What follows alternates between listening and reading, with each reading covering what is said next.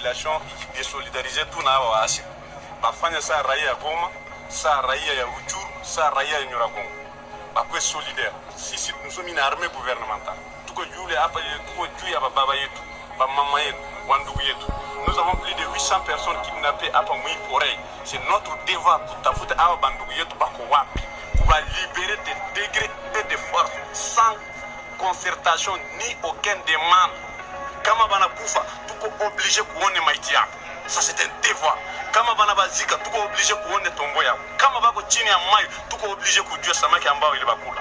Et justice serait rendue au nom du commandant suprême, au nom du commandant de la 8e région militaire, au nom du chef d'état-major général et au nom de tous les peuples congolais. Justice serait rendue. Nous sommes les forces spéciales tutawapika hadi kumwisho. Et na adui na allié yake na population ambayo anasimama nyuma yako tutawapika. Le Rwanda est présenté comme le nouveau Singapour de l'Afrique. Le Rwanda est présenté comme un pays qui est en train de faire exploser toutes les statistiques, etc. C'est vrai. C'est vrai, le Rwanda est un pays en pleine mutation, c'est un pays qui est en train de connaître un boom économique tout à fait extraordinaire, mais c'est un pays d'une fragilité extrême. 50% du budget provient de l'aide internationale. L'aide internationale qui est essentiellement déversée parce que le régime a réussi à culpabiliser l'opinion mondiale à propos du génocide. Donc, si vous voulez, c'est une sorte, entre guillemets, ce que certains ont appelé, une sorte de rente génocidaire que reçoit le régime de Kigali. Et les 50 autres pourcents proviennent du pillage des ressources du Congo, du Kivu et toute la région périphérique du Kivu. Imaginons deux choses. Un, qu'il y ait un retour d'un pouvoir relativement fort en République démocratique du Congo et que Kinshasa réussisse à reprendre le contrôle du Kivu et de ses provinces orientales. Le Rwanda perdrait du jour au lendemain 50% de ses revenus.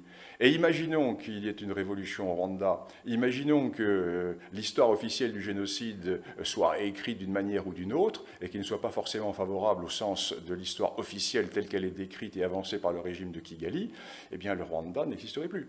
Donc investir au Rwanda, oui, mais attention, c'est un pays fragile. Bifurije ibyo nanjye nifuza. Nsanze rero ntategereza umunsi w'ejo kuko ngo umufa w'intamuribwa uhutwa ugishyushye. Mu kanya kashize Perezida Tshisekedi yongeye gukurira inzira ku murima abamusaba ngo kuganira n'u Rwanda kugira ngo amahoro aboneke muri Kongo. Ntabwo bamusaba kuganira na Bisimwa, ntibamusaba kuganira na Makenga, na Wiringoma, na Bakaniziyo, bamusaba kuganira na Paul. Kandi abo bantu babimuhatira, babimusaba, bamutegatega, ntibaremeza, ntibarashinja Paul ko ari we wateye Kongo. Bakomeje kumuhishira. Ariko basaba Tshisekedi ngo amahoro aboneke batijya kuganira na Paul. Nawe rero umukongomani nawe aravuga ati no, navuze ko nzongera kuvugana na Paul niba ijuru ribaho tuzahurira mu ijuru, ariko aha ku isi nta kintu nshobora kuvugana nawe. Umuntu muvugana ibintu ntimubikore, icyo muvuganye akagenda agakora ikindi. Ni umuntu udashobotse, sinshobora kuvugana nawe. Good cyane. Umuntu bita Tshisekedi ni umuntu w'umugabo, agomba kwiyariya ku wazarendo kuko nawe nta yandi mahitamo afite. Ubu ni wazarendo, ku birebana rero n'iyi ntambara mwa bantu mwe. Intambara ikomeje kubera ku butaka bwa Kongo, njye nababwira ko nta cyiza kirimo kuko mu by'ukuri ni abana b'abantu bari kuhashirira, ni abana b'Abanyarwanda, ni abana b'Abakongomani. Nari ngiye kuvuga ngo birenze ibyo bababwira, kandi mu by'ukuri nta n'ukuri bababwira. Ni ukuvuga ngo icyo bababwira ni ikinyuranyo kibiriho. Abayutuberi ba leta ya Kigali mu matangazo yabo batangaza ibyo babatangaza ni ikinyuranyo cy'ukuri kw'ibihari. Iyi ntambara rero mu by'ukuri irenze kuba mbi ku ruhande rwa RDF UPDF, ni mbi cyane. Nkiri hano ku birebana na za propaganda, nk'uko mwabibonye cyangwa mwabikurikiranye, nanjye nabibonye ntyo. Hari ifoto ya General Nyamvumba yanditseho ngo RIP, rest in peace, bisobanuye ko yapfuye. Bayikwirakwiza yanditseho ayo magambo ngo ya RIP, ariko hakaba handitseho ko nawe ngo yaba Sukhoi yaramurasiye, Sukhoi cyangwa drone ngo yaba yaramurasiye ikicanga, ndetse ntapfe wenyine, ngo akaba yari kumwe na General Murokore ba RDF. Ibi ngibi ubwabyo nabyo ntago mbyemera, kuko gihe amakuru mfite aremeza ko nabyo ari ibihuha. Ni ibihuha, ariko utamenya umuntu wabitangaje mbere uwo ari we, bityo ukaba utamenya n'icyo yashaka kugeraho, icyo yari agamije. Ni ibihuha biri aho. Hanyuma ku ruhande rwa RDF nabo bakomeje propaganda, uretse ko binashoboka ko n'iyo ya Nyamvumba aribo bashobora kuba baragihiritse aho ngaho, ariko n'ubundi bakomeje propaganda zabo z'ibinyoma, ariko byibuze bigamije kurema agatima bya bimasa by'ibihutu na za nyana z'imbwa cyangwa se ba Rukambajyayo bakomeje gushumurwa mu ntambara muri Congo. Narabivuze n'ubu ndabisubiramo ko umunyarwanda ushumurwa muri Congo nawe akemera akajyayo ndetse akagwayo, aba aguye mu cyuho, kuko nta kindi kiba cyamujyanye muri Congo, ni ukwica no kwiba. Iyo aguye rero yaguyeyo aba aguye mu cyuho. Uyu munsi kuwa kabiri hashize iminsi igera kuri 3 irengaho amasaha, irasatira 4, urusaku rw'amasasu rutavanaho, cyane cyane ahitwa Kabaya, Kagundu, Karuba, Mushaki n'ahandi henshi.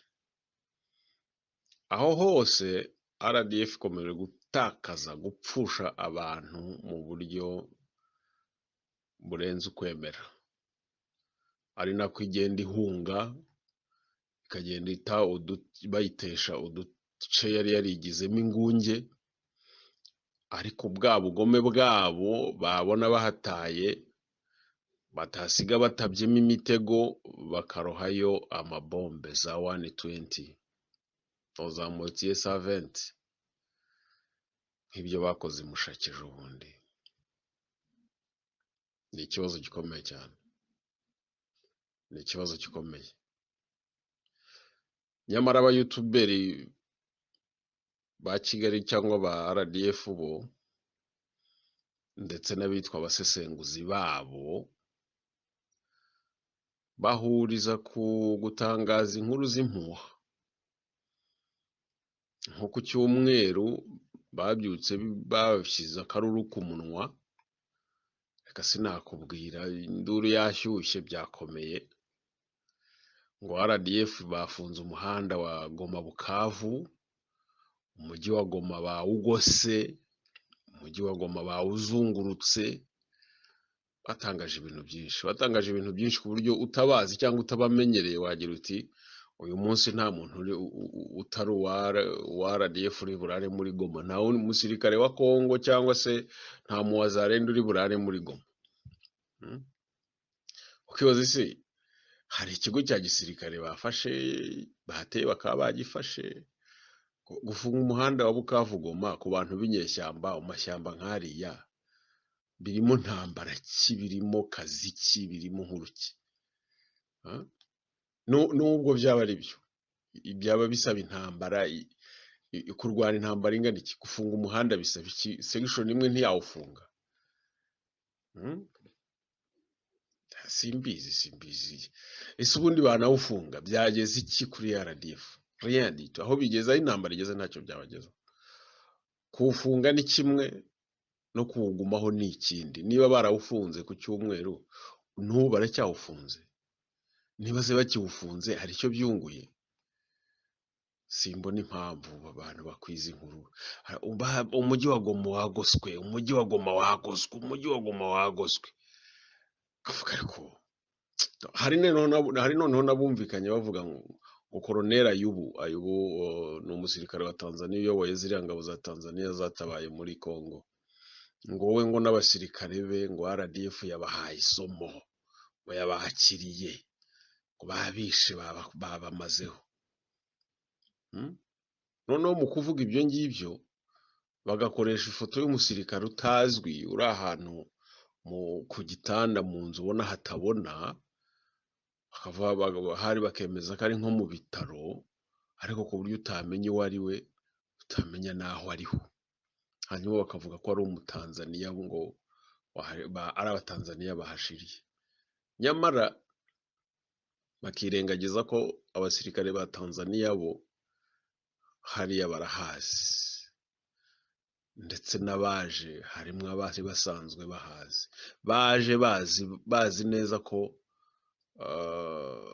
baje biteguye kurwana cyangwa kwica cyangwa gukubita bya bisiga birya abapfu yitwa inkongoro. Niyo mpamvu bashyizeho Kamurare baravuga ngo kunguru apigwe, kunguru apigwe, kunguru apigwe. Kunguru ni bya bisiga birya abapfuye, inkongoro. Uvuga ngo abasirikare ba Tanzania bagereranya RDF n'inkongoro kubera ko nizo zirya abapfu, RDF abo yishe ntiwamenya aho ibashyira, barabarya. Tanzania rero yabakarifiye neza iravuga kunguru apigwe, izo nkongoro zikubitwe. Barabizi rero, ariko ntibibabuza gukora izo propagande ngo bamaze abatanzaniya, ngo Colonel Ayubu ngo yahuritse. Noneho ubwo ukava ku gisirikare cya Tanzania bakajya ku cy'abarundi, bagafata ifoto y'imodoka y'abasirikare b'abarundi yakoze accident mu 2013, bakayivugira bakavuga ngo ni abasirikare b'abarundi, ngo RDF yateza ambushi, ngo yabishemo, noneho bakavuga n'umubare ngo barenga 200. Urabyumva? yafashe yishe ngo barenga 200. Noneho bikagenda ukabona biravugwa n'abantu b'abanyarwanda baba muri Kigali cyangwa baba mu Rwanda, ariko ndetse badafite n'aho bahuriye na hato n'amakuru y'igisirikare cy'u Burundi, ariko bagatangaza ibintu nk'ibyo, umubare w'abaguye mu ntambara neza n'aho ntibavuga aho baguye, ariko bakavuga umubare, ubundi bakagaragaza ifoto yo mu 2013 ngo nibo batezwa ambushi bishwe. Ikibabaza rero nuko hari igihe bivugwa n'umuntu witwa ngo ni umunyamakuru cyangwa se ni umunyamakurukazi, ku muntu umusesenguzi usanzwe asesengura ibya politike n'ubukungu n'ibiki, ukamubona mu by'ukuri ni umuntu ugenda, ni umuntu mukuru wakabaye yafatwa nk'uzi ubwenge, nk'ufite ubumenyi, ariko akavuga rwose wumva yogeza kandi ashaka ngo abamwumva banabifate nk'ukuri, ariko abizi kare n'ibinyoma. Akavuga umubare w'abasirikare b'abarundi baguyeyo. Simbizi, sinzi iki. Ubundi igihe cyose iyo bimeze nabi ku ruhande rwa RDF biramenyerewe ko hahita haza ba YouTuberi bagasara bagasizora abasesenguzi babo basanzwe, reka sinakubwira, ariko noneho hakiyongeraho na babademobu bafite aho bahurira na Congo, swati bakomoka muri Congo, swati bafite imiryango muri Congo, cyangwa bafite imiryango abantu babo muri RDF, kumva basizuye akenshi. Kandi abo ngabo bademobu ni amayesi na ba pisi, ni ba yesi na ba pisi. Noneho cyane iyo abo bakomoka muri Congo cyangwa bafite aho bahurira n'abasirikare ba RDF bavuyeho, hiyongeraho noneho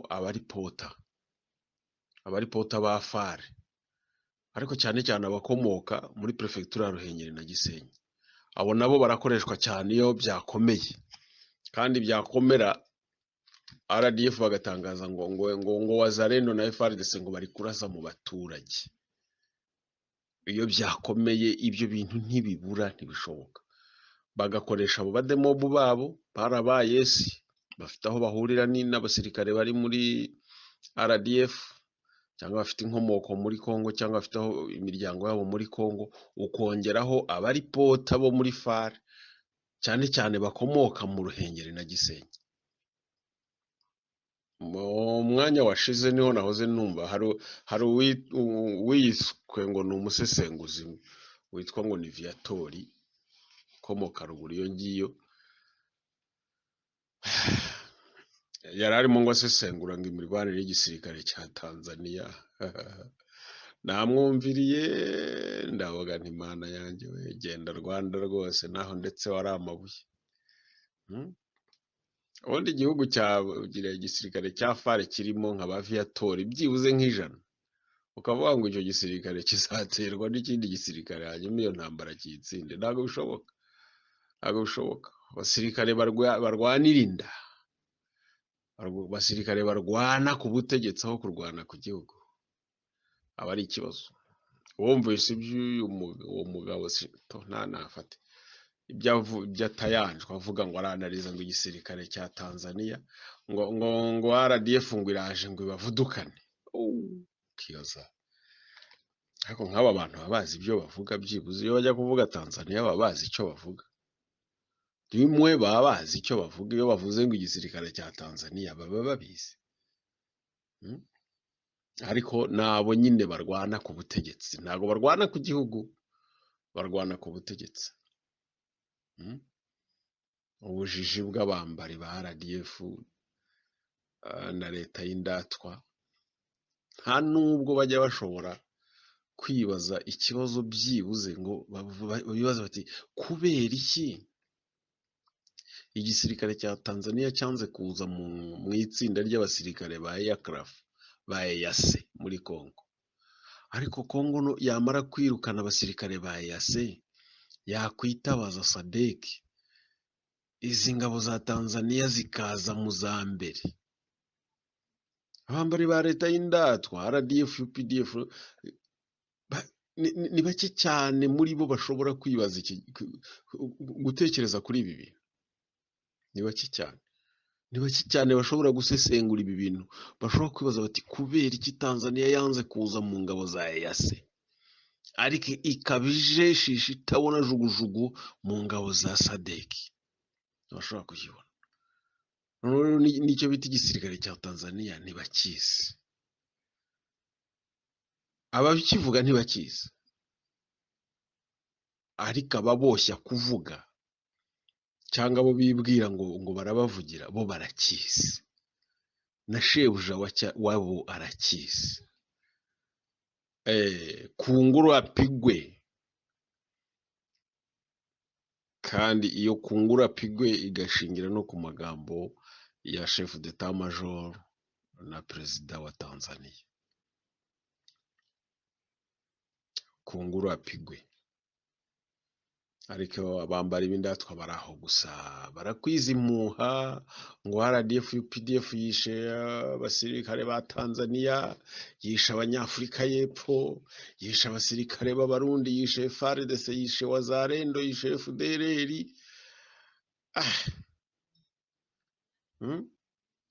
Babambuye ibitwaro, reka sinakubwira, bagahindukira ahubwo bakerekana amafoto y'intwaro Wazalendo bafotoye bagaragaza izo bambuye RDF, bagaragaza hari nabo bafashe mpiri, banavuga naho babirukanye babavanye, noneho bagafata izo ntwaro akaba arizo bakoresha. Ariko bakagira ibara abo muri aferi rwose, cyakora muteye isoni, niho mugeze kweri. Nkiyoza ubundi ko batangaza ko bishe abanyafurika y'Epfo, abatanzania, abarundi, abakongomani, ko badatangaza ko bishe n'abamarawi, kandi n'abamarawi bariyo, babura iki ngo nabo batangaze ko babishe? ni propaganda z'ibinyoma, ni propaganda z'ibinyoma, kuko mu by'ukuri nta mbarirwamo abasirikare bose niko bisanzwe, ariko abakomoka muri ibyo bihugu gusa ngo nibo bagwayo. RDF na UPDF nta n'umwe ugwamo. Icyo bakora gusa ni ugutanga amasomo y'intambara, bagahata nyine bagahata abo banyafurika y'epfo, abo ba Tanzania, abo ba FARDC na Wazalendo na FDLR, bakabahata umuriro, ubundi bagataha bibyinira intsinzi. Nibyo ngira ngo shebuja yababwiye, bakerekana intwaro bambuye Wazalendo, ariko ntiberekana abo bazambuye, baba ari bazima cyangwa bapfuye, ntibaberekana. Oya, berekana intwaro babambuye, bambuye abo barwanye nabo, ntiberekana abo barwanye nabo bapfuye, abo bazambuye niba ari bazima cyangwa bapfuye, reka ntibatangaza n'uduce wenda baba babirukanyemo, babambuye ngo babirukanemo. Nuko nguko inkuru ziri gutangwa, nuko ziri gutambuka ku ruhande rwa Kigali. Gusa icyo nababwira ni uko kuva ku cyumweru mu rukerera kugera uyu munsi ibaye 3 irenga, RDF UPDF bamaze gupfusha abasirikare batari munsi ya 200. Bamaze kwamburwa uduce bari barigizemo ingungi, ahitwa Karuba, Kabaya, uyu munsi noneho banabirukanye ahitwa Mushaki, babirukanye. Uretse no kuhafatira intwaro, hafatiwe na ba matekwa bitanze, ariko noneho hanabohojwe abana b'abana, imicuko RDF yashyize mu gisirikare ku ngufu. Murebe nk'ako kana, namwe murebe ako kana kari ku ifoto, ibintu biteye umujinya, kubona RDF ishora abana nk'aba ngaba ba rubanda mu ntambara nk'iyi, ababo bibereye muri Amerika n'Uburayi, abandi barimo bayirwanira muri ofisi i Kigali, abandi bamushyomyi babo nabo bahaye bari aho ngaho bashyuhagiza ngo RDF ngo yakoze akazi muri Congo, babeshya ngo yarashe, kandi ahubwo ariyo yamarishije abana b'Abanyarwanda n'Abakongomani. Ni ibintu biteye umujinya, babanje bashumuye yaba abashyomyi babo, bakareka abana ba rubanda bakagira amahoro kwera, byibuze nabo bagakura. Umwana w'imyaka 13, 14 nuwo kujyana mu ntambara koko? Gute aba bantu batinyuka kubeshya ngo barimo gutsinda intambara bahanganyemo n'igisirikare cy'ibihugu bitari munsi ya 4: Afurika y'Epfo, Tanzania, Malawi na Congo n'u Burundi, ibihugu 5, ukongeraho Wazalendo, bemerewe gukoresha intambara yo ku butaka, intwaro zose zishoboka, ariko bagashyiraho n'intambara yo mu kirere, aho bakoresha za kajugujugu z'intambara, indege z'intambara za Sukhoi, ndetse n'indege z'intambara zitagira abapilote za drone. Hanyuma abantu batemerewe gukoresha izo ntwaro akaba barimo batsinda iyo ntambara, nibo barimo kuyitsinda. Abakoresha ibyo ngibyo nibo bari kwicwa, nibo bari gupfa benshi, bagasigara babeshya, bakabeshya kuko abantu bakabyumva, ukumva barashaka ko abantu babifata nk'ukuri. Mwebwe murarashishwe indege kajugujugu, murashishwe Sukhoi, murashishwe drone zitagira abapilote, murashishwe atirari yose ishoboka y'igihugu, hanyuma murenge mutsinde iyo ntambara ngo kuko ngo muri inyeshyamba. Koko nta soni. Ntawe uvuze ko batabatera ngo babarase, namwe mubarase nabo hagira abapfa. Ariko gute wambwira ngo urasishwa indege, urashishwa drone, urashishwa kajugujugu, urashishwa tirari yose, hanyuma ukavuga ngo urimo uratsinda iyo ntambara? Urayitsindisha iki? hanyuma bakajya ngo drone twayihanuye, drone mwayihanuye, ngo Sukhoi twayihanuye, nta munsi batabihanura. Ukibaza se ko bahora babihanura ibibarasa bituruka he kandi? Biteye isoni, wagira ngo barabeshya injiji, bazi ko abo babeshya banganya ubwenge nabo, cyangwa bakumva ko bagomba kubeshya hari abo bifatiye babwira nyine bati ubundi rwose reka mbabwize ukuri, ahubwo twebwe turi igisirikare cya mbere cy'ibihangange tukanikurikira. Ariko makagira ibara, mwakinishije abantu kenshi, ariko ubu ngubu bwo murakina mu bikomeye kuko nta mikino irimo. Mugomba kubazwa bwa bwicanyi bwose n'ubujura muzi mwakoze n'ibyo murimo mukora, haba muri Kongo, mu karere kose k'ibiyaga bigari, no muri Afurika yose muri rusange. Igihe kirageze ngo mubiryozwe, kuko igihe cy'ibinyoma no kwiyemera icyo gihe cyararangiye. Ejo bundi shobuja yarababwiye ngo muzarwana nk'abadafite icyo bahomba. Buriya ntabwo ari mwe yabwiraga, we arababwiraga, kandi ubutumwa bwaratambutse bwarumviswe. Abatagira icyo bahomba, ariko abari nabo bati mukunguru apigwe. Abari nabo barya bakarabye, ntibeshya bazakuvugutira umuti. Ariko kubera ikimwaro cy'ukuntu muri gukubitwa, mugateshwa imisozi, mugateshwa intwaro,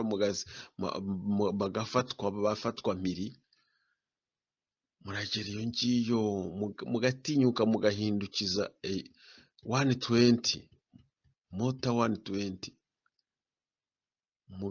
mugasheringa mu baturage, intambara, abaturage badafite ikintu babatwaye, kujya gusheta. Mufite ibigo bya gisirikare, mufite abasirikare mu Rwanda, nabo murananirwa kujya kurasa ibyo bigo bya gisirikare, murananirwa kurasa abasirikare mu Rwanda, nabo mugatinyuka mugakora sheringi mu ngo z'abaturage. Umuvumo w'Uwiteka wamaze kubageraho, umuvumo w'Uwiteka wamaze kubageraho. Niyo mwagira muti ntibishoboka, karabaye. Burya kandi ngo ntiyari izi gufata ku gakanu, yarabwirijwe. Burya ibyo muvuga muba murimo mwibira abandi isiri, n'abandi bashobora gusanga umuriro bakawuzimiriza hahandi wacaniwe. Kandi nibyo SADC isabwa gukora, kuko n'ubundi niyo mwototeraga gusenya. Ibihugu bya SADC niyo mwototera gusenya. Burya rero nabo bashobora kubimenya, bakabibona, bagahitamo kuza kuzimiriza umuriro aho wakirijwe. Muhame hamwe rero, hamwe cya kibuga mwavuze ngo ni kinini, gishobora gucuramira mu masaro no mu byumba byanyu. Umupira ushobora kurengera mu masaro no mu byumba byanyu, ikibuga cyacuramye neza cyane. Shobora yarabwiye ngo muryame mwiyongeze, hari ubabuza kuryama? Muryame mu rwondora-josi mwiyongeze, hari ikibazo mufite? Simfa na Muzempyisi wabahanuriye ati none yigendeye.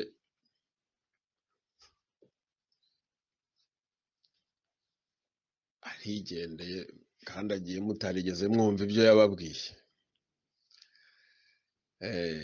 Arinze yigendera, yarabahanuriye mwanga kumva. Ariko mwanze kumva, ariko ntimukiye kubibona. Kandi nibyo burya ngo umuhanuzi ngo ibyo yahanuye ngo bisohora yaragiye. Muzempyisi yarabahanuriye ntimwumva, reka muraje mubibone. Muraje mubibone, ahubwo hahirwa ababyeyi babyaye Wazalendo. Ni Imana yabaremye, Unayavuga ngo vive wazalendo. Na Tshisekedi wabo, Tshisekedi nawe ni muzalendo, none se Tshisekedi nawe ni muzalendo. So ibintu rero murimo mutangaza ngo mwisha abatanzania, mwisha abanyafurika y'epfo, mwisha abarundi, murekera aho ngaho, izo nkuru zirahagije. Mwagose umujyi wa Goma, mwazungurutse Goma, kugeza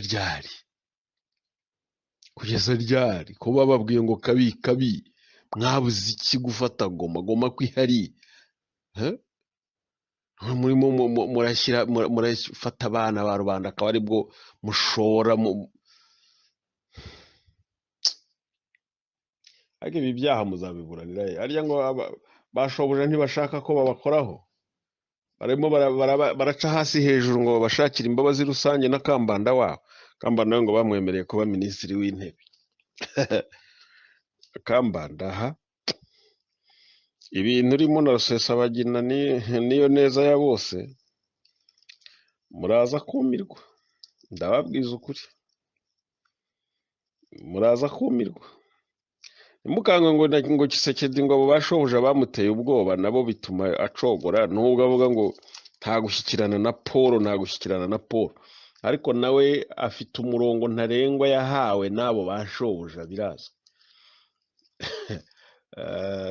Nta ufite ikindi amutegemeyeho, ibyo yakoze birahagije, ngo abasigaye nabo ibindi bazabyikorera.